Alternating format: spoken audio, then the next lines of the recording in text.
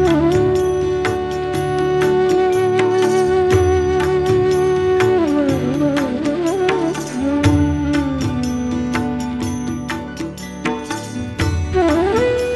लीला.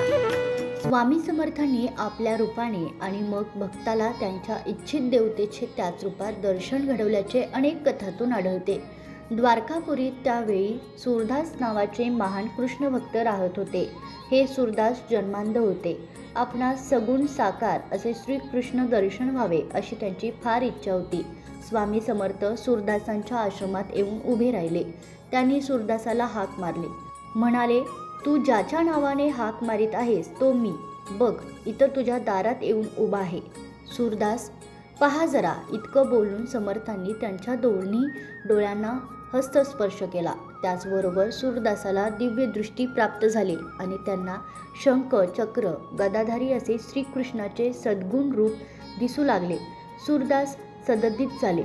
थोड्या वेळाने भानावर आल्यावर त्यांना स्वामी समर्थांनी आपले वास्तव्य रूपाचे दर्शन घडवले.